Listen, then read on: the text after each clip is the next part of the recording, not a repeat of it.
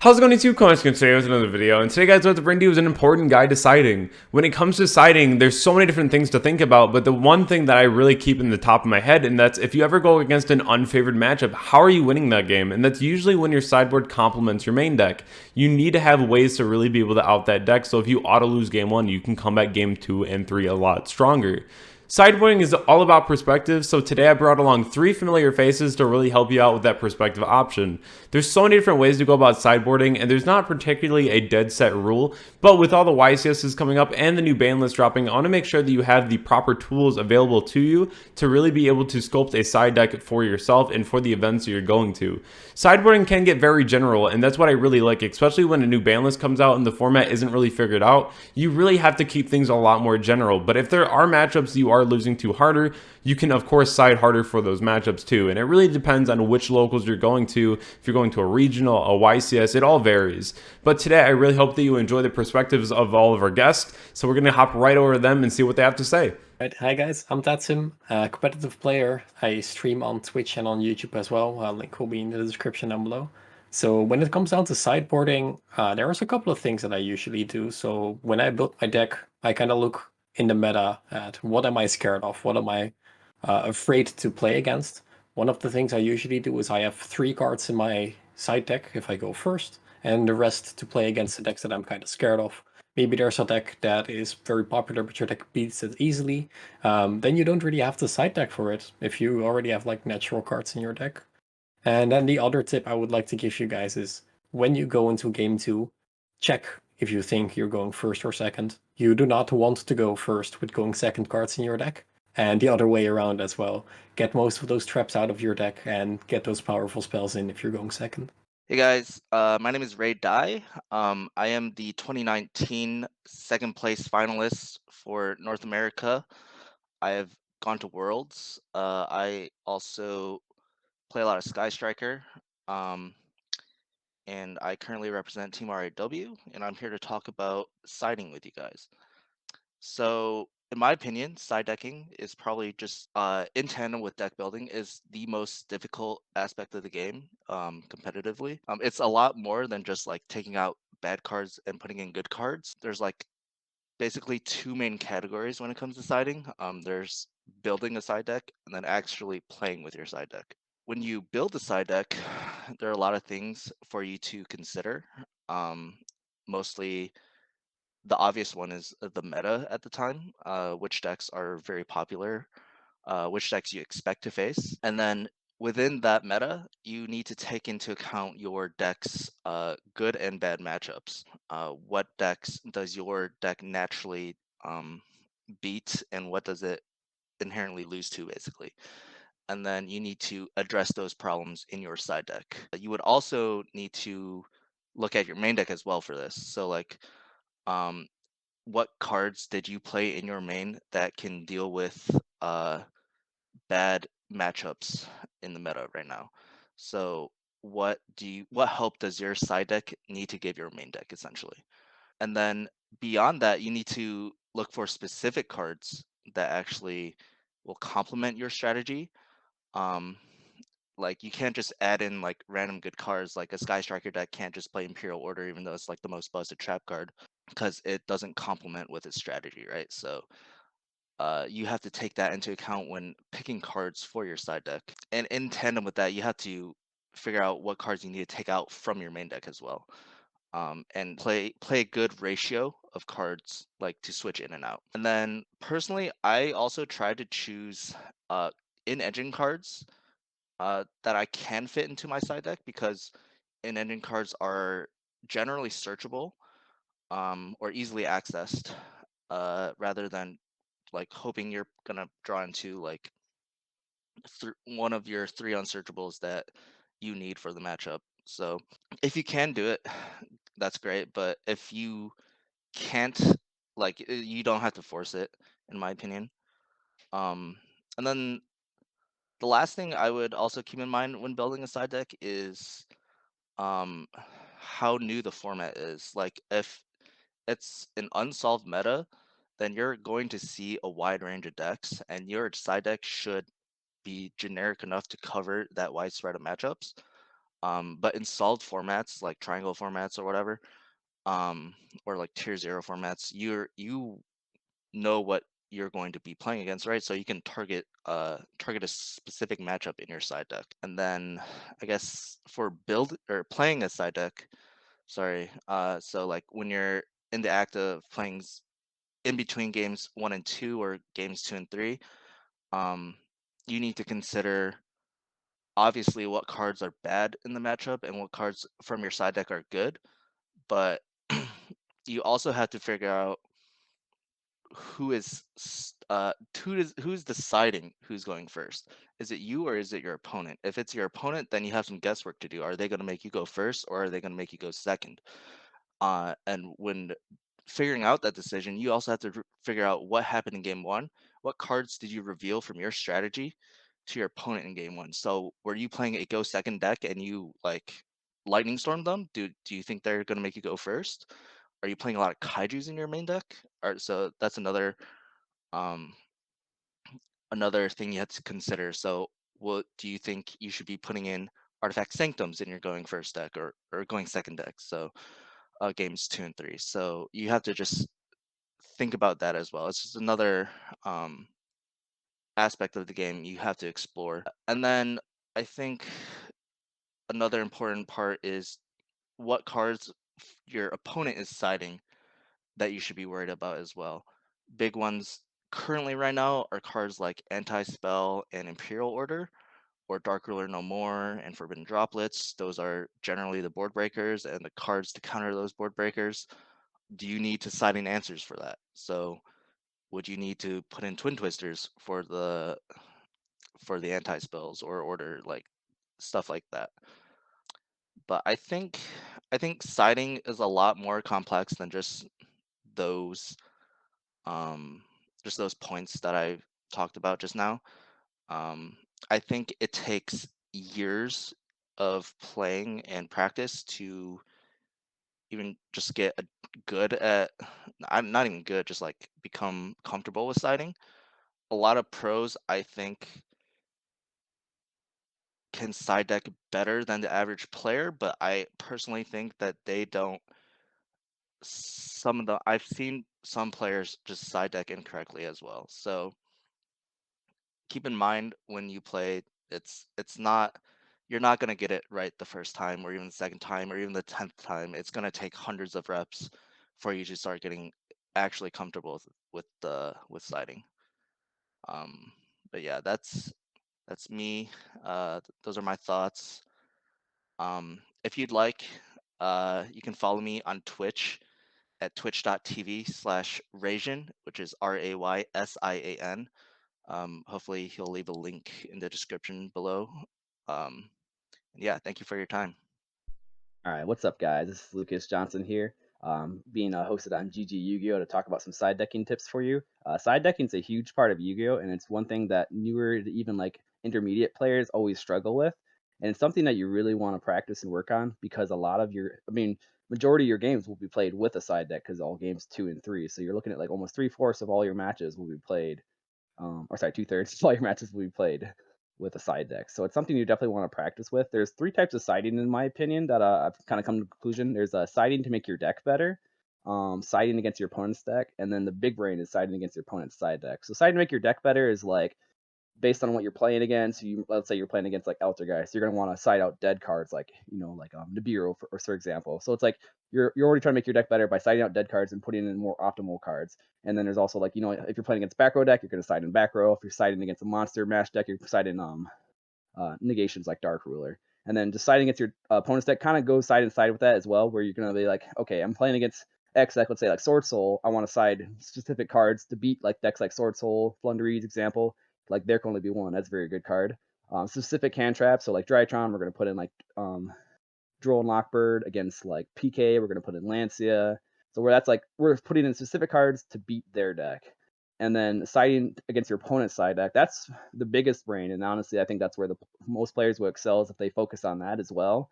Is you're going to be siding for the cards that they're going to be siding against you. So like a good example is Sky Striker. A lot of opponents are being deciding anti-spell and order against you. So you want to side chainable back row to deal with those cards. Because if they flip one of those, you're going to be in a really rough spot. And then and this could be said for almost any deck. So like again, like you could even like use, for example, let's say I'm playing Drytron and I want to be prepared for like people siding and droll against me. I want to put in like things like cross out designator, for example, if I'm not already maining it. So those are like the three types of siding in my opinion.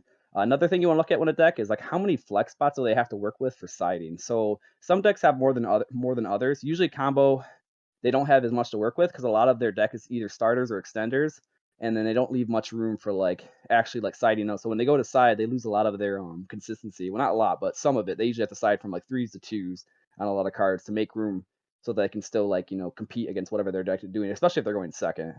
So the flex spots is a big thing to work on. And one of my I think best decks of all time for a perfect example of that is Zodiac, where they had like 14 to 17 starters depending on what format you're at, and one card is full combo. So the other 4 cards in your hand can be anything. And then it comes down. So then side decking, you have so much room to work with. And then since you're playing the best deck, I mean, all you got to do is just play your deck, and then you can just side. Usually, again, you can just basically side against the side deck at that point. So that's a really cool example. And then also just like practicing what you want to side out. So like, I mean, if you go into an event and you build your side deck, but you have no clue what cards you wanted to practice siding out, it's going to be a struggle, and you only get 3 minutes to side, so you don't want to like take too long. And you also don't want to struggle and then end up ruining your deck consistency because of it.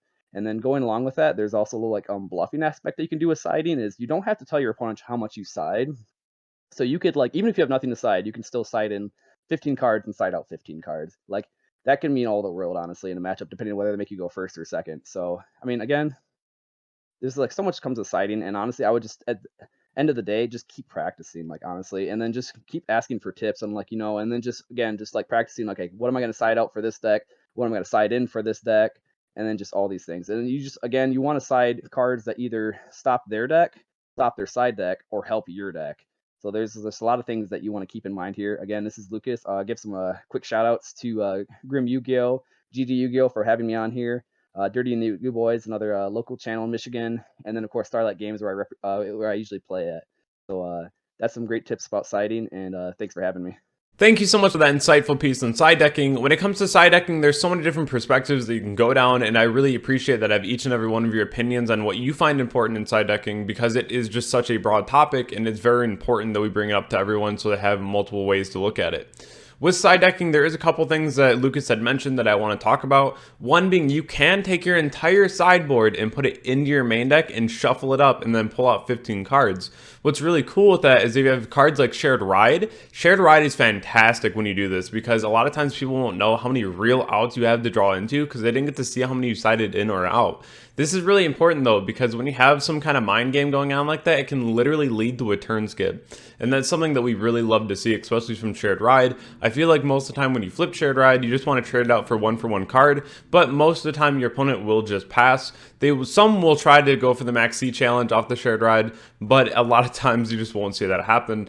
So that's where the card becomes really impactful, and even more so when you don't reveal to them how many you sided out. I do want to talk about a couple other things that Lucas mentioned, so let's head right over to that. So I find this very important because this is actually a very big shared philosophy with Lucas, and that's there really is 3 types of siding. There's siding to make your deck better, siding against your opponent's deck, and then also siding against your opponent's side deck. The reason I find especially the last one very important is because if I'm playing Striker against a lot of Imperial Orders, a lot of anti-spells, I want to make sure that my side deck really does complement my main deck and gives me an opportunity to at least out those cards before they happen. In game 1, you can get blown out by them, but games 2 and 3, you have the better opportunity to come back, you have the answer for those cards, and you have a lot better chance at winning. So these are all very important topics that we're going to be going over individually, and then we're actually going to be talking about some very specific options to side out with my list in Striker and how I side out against certain matchups. So I hope that you enjoy that as well. Going into our first one here, we're going to be talking about siding to make your deck better. So against Swordsoul, you may not want to keep in copies of Bell. The things that Bell does stop against Swordsoul involve things like Peak, the Baron effect, maybe a Scythe, a DPE. Other than that, it seems very lackluster, and there's a lot better cards than you can put in. So putting the Bell into your side deck after the game 1 seems like the better option, so you can have more effective cards. So you really want to have in the cards in your main deck after game 1 that you really just want to see in your opening hand. It's no longer up to chance, and you're going into more specific games that mean a lot more, especially if you're already down a game. When you go into your sided games, of course, you play way more sided games than you do game ones, so you really want to make sure that your deck really does counter what your opponent's trying to do and their strategy. This is another one that I find very important, and this goes back to what Ray was saying earlier, and that's that you really have to know your matchups before you go into a tournament. Having those reps in to really know what to take out of your deck and what to put in immediately versus all the matchups that you'll be playing against or the ones that you expect to be playing against can put you very far ahead against your opponent. You save more time in siding and you feel a lot more confident with your side ins and your side outs. When it comes to certain cards, you want to make sure that you're not siding in mediocre cards against your opponent that don't really do much or are low impact. You want to be able to put in those Lancias, those Drolls, those Nibirus, the cards that can really end a turn fast and allow it to come back to you to really be able to set up your board further or even go for the OTK. So when you are setting for your opponent's deck, just make sure that you really are taking the time to understand what cards you really need to be pulling out and what cards need to be going in to make it as proficient as possible. Going into our last topic here on this trilogy is siding against your opponent's side deck, and this is very important as well. If you are afraid of floodgates, make sure that you do have the back row removal in there. If you are afraid of cards like DRNM or a Droplet, you want to make sure that you have the floodgates. Even if you're playing Dragon, you can be putting in cards like Goes in Match or Rivalry to really make sure that your opponent still can't play the game, even if they do hit you with the Dark Ruler or if they hit you with the Droplet. It can still be very impactful to make sure that you shut your opponent down on the flip side of things, because that even goes the same with cards like D-Shift or Droll. If your opponent hits you with a card that really would just shut your entire board down, whether or not you get evenly matched, you get Dark Ruler, Dropleted, if you have these cards in response to your opponent, you're going to be really able to shut them down in response, so that at least you get another turn where your board might not be broken further, and your opponent might actually not be able to play the game at that point, so you can come back and win the game in the following turn. So this is my current Go Second list with Striker, and I really do feel comfortable with the deck. I've been playing it for a very long time, and it's really because the deck is so versatile. If they make you go first, fine. If they make you go second, even better.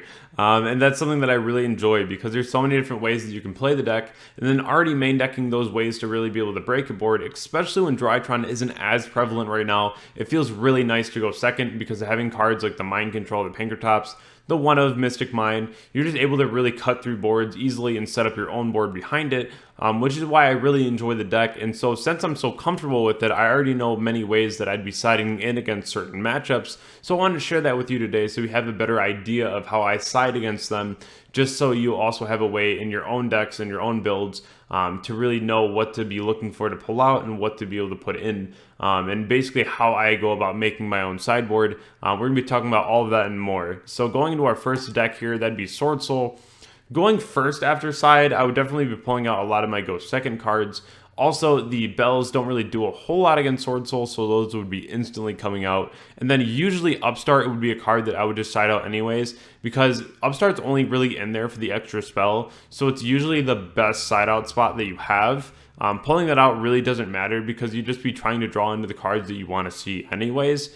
So making that one of the cards that you want to see, I'd prefer just doing that, especially if I'm going first. I don't want to leave it up to chance. I want to actually just like have the cards in there, have the consistency. So I'd be siding in my D-Berries, my Judgments.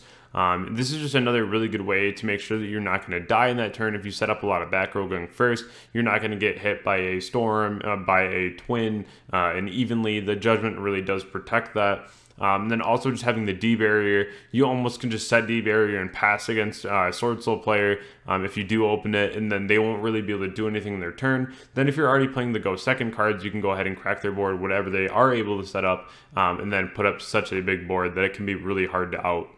If they're going second though, like if I'm going second rather, definitely leaving in that Pinkertops, the Mind Control. Mystic Mind will almost always come out in games 2 and 3 because they already know about it at that point, and they're going to be having in the back row removal, so Mystic Mind is kind of a waste of a card to have in your deck. If I'm going second, a lot of times you'll see me try to side out as many things that are relevant here as possible. So making it be like the Foolish Goods, the Metalphosesian, the Upstart, of course the bells again, they don't really do anything here. This is really important though, because when it comes to the Upstart, the Foolish, the Metalpho, they are really good in games 1 especially, but in games 2 and 3 for me, they just become side out spots. If I really want them in the deck because I need spell count, I'll leave them in there. But most of the time, I don't really want to leave too many things up to chance. I want to be able to see my twins in this matchup, my Droll. Swordsoul is a deck that can definitely put in an IO. I haven't really seen too many put in the anti-spells, but definitely an IO. So you want to make sure you have some kind of out for them. And then Droll is very good against Swordsoul, especially when they open up with Emergence or the Desires. It really cuts them off from their Modi draw, their Cheese Out Search.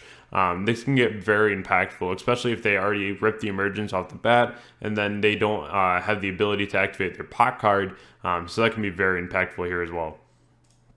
Moving into the Dragon matchup, we're definitely putting in, going first, those D barriers and those Drolls. Droll is very impactful against Dragon just because they search so much.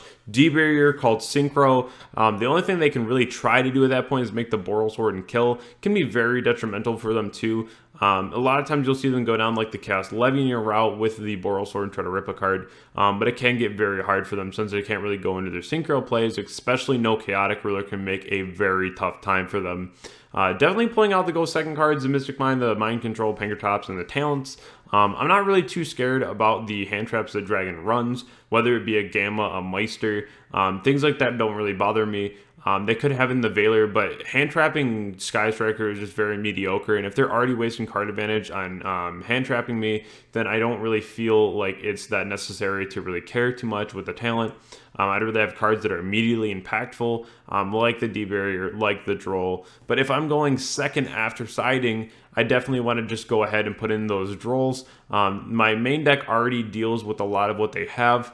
The reason I would side out Mystic Mind here again is just because A, it's expected, and then B, they already have Tidying in this matchup, so Mystic Mind here just really isn't that good. Mystic Mind really just like steals games in the game 1, but games 2 and 3, it's almost not necessary. You can put it in there because it's still a pressure card that they would have to out, but I just don't really feel comfortable setting under a Mystic Mind when there's just better cards that I could have in. So this is where going second, I would just be putting in the Drolls because they're just a lot better to see, and you want to make sure that you're able to shut down your opponent ASAP. The next matchup I have for you is Bird Up. I know that a lot of people have requested this one because it can be very difficult. Bird Up is a deck that can put up a very degenerate board. If I'm going first after side, I'm definitely putting in D Barrier. Again, you just see how strong that card is this format. Calling Exceed is very, very good. Then also having the Droll as well. Droll is just very impactful against Bird Up. Does a lot for you. So again, if I'm going first, the Upstart and then the Foolish Metal Foe being that they are chance cards, I would usually just take them out. And then also pulling out my Go Second cards because I'm going first. So you can kind of see a trend with how this goes. You'd want to, instead of pulling out the Upstart, the Foolish Burial Goods, and the Metal Fusion, you would just pull out the Talents instead if you were afraid that your opponent didn't really have hand traps. And then you just leave in your consistency cards to really be able to get to the cards that you want to see. But going first, again, you just pull out the cards you don't really want to see and put in your D barriers and your Drolls to make sure that you can set up a board and that you can stun your opponent an extra turn to really be able to go into them that much further with a bigger board. If I'm going second, though, it's really just going to be the Drolls, which feels kind of bad, but you got to realize that my build's already going second, and you have to look at your own build and make this determination. If I'm already going second, and I already have so many cards in my main deck that just deal with their board that they're going to put up, just putting in Drolls is perfectly fine, because Droll alone is very impactful against them, having the Talents, the Imperms, what have you, just all very, very impactful cards. Pulling out the Call By here with the Foolish and the Metal Fusion. Call By is one of those cards that's just a sacky one of, and if you didn't see it in your games that day, like you wouldn't notice that it was gone. I'd rather just put in a 3 of that I know is very impactful rather than just like hoping they hand trap me or hoping they like put something in the grave that matters. When usually that's just not the case, because Bird Up isn't even something like DPE or anything crazy like that. They are putting up a pretty nice board, but I wouldn't really particularly worry about cards like Call By, so I'd just probably take that out as well, just putting in my Drolls, because I feel like that would just be a lot better against this matchup. Moving into my last one here, that's Invoked Dogmatica Shaddoll. So this one is very, very hard, especially with your matchup being Striker. It can get very difficult because they have a lot of cards in their deck that just make things harder, like Ariel. As we all know, the card's very scary. So if I'm going first, if I know I'm going to go first, I'm probably going to try to go second as much as possible against this deck because of cards like Shaddoll Fusion. that can be so impactful. If I'm going first, though, I'm pulling out 9, which is very unusual because the ratio is always going to be 6. But if you just have cards that you just don't want to see in your opening hand, especially cards like Talents against this deck is just terrible. So you want to pull that out ASAP. So having cards like Droll, D-Barrier, Judgment, these cards are all very impactful against this matchup. Bell even now against the Nadir Servant, against the Invocation. So many different applications, especially with your Veilers and your Imperms against things like the Ecclesias, the Alistairs. You want to make sure that your main deck is looking as good as possible, especially if you're going first. So putting in all these, it really doesn't matter as much whenever you know that you have enough cards to really shut down your opponent, then be able to do just like Ray at Engage in the end phase, and then be able to tear into them the next turn. If I'm going second, though, I'm just going to be putting in Twins and the Drolls, pulling out that Mystic Mine again, just not very impactful. And this one, you see me do something a little different. I do pull out the Call By and then the kind of chance cards where they're Foolish, the Metal Foe, the Upstart. And you can pull out the third pot card, but if I'm going second, I'm never pulling out my third pot card because I want to make sure that I see a Desires to the extra card. If I'm going first, the biggest argument for a card that you can pull, if you can't find out anything else to pull, is usually the third pot card because you don't want to open up multiple. Especially Prosperity, you want to just put like keep in 2. It's just the best ratio. Then also with Talents is usually a 3 or 0, but I really don't mind having it in there, especially in the going second. But having out the extra copy of it and putting in the Twin and the Droll just feel a lot better for me personally whenever I'm playing against the matchup. So this is something that I recommend, that if you are having a hard time pulling something out, there's really nothing else in my deck right now that I'd rather pull out than the other copy of Talents, because again, I want to see that Desires because I need that 6th card to really be able to break the board as much as possible. And that's where Desires just comes in so handy. And that's another reason why I don't really care for the DPE build, because if I can't play Desires, I'm not very happy with the fact that going second, I just don't have the extra card in my hand to help crack the board. But that's just personal preference. On to the next topic, though, here. Back to what Ray was saying, is building a side deck. And what's really good about this is that you want to keep it as generic as possible. There's a lot of different ways to do this, but you need to make sure that you're not playing like super specific cards for decks. Even cards like the Cycle Reader, a lot of people really cycled that out because it wasn't really that good against other matchups. And they found out that cards like Meister and Bell on the Ritual spell, as I was saying, is just way more impactful. The only reason that it wouldn't be impactful is that they were playing pre-prep, and that's a whole different monster, but they weren't really playing it as much at the time, so that was just the correct answer, and a lot of people took the Cycle Reader out of their side deck because it wasn't generic. You want to make sure that your side covers as many matchups as possible, especially the ones that really hurt you. You got to focus on your bad matchups in that point of view, because if you're only siding for very generic reasons and you're not putting in cards that really help you against your 1 or 2 matchups that you really struggle against, you might be struggling even more when you are playing against them because you don't have adequate help to really be able to turn skip that person, because those matchups can be very daunting, and I know this because I've seen it. And you need to make sure that your sideboard with cards like Droll, Shared Ride, the turn skips need to be there, because if you can get an extra turn against those decks you're already struggling against, it can come up huge in those matchups. My philosophy, though, on sideboarding is very different from a lot of people's. My philosophy is 15 cards in a sideboard, right? 6 for control, 6 for combo, and then 6 for going first.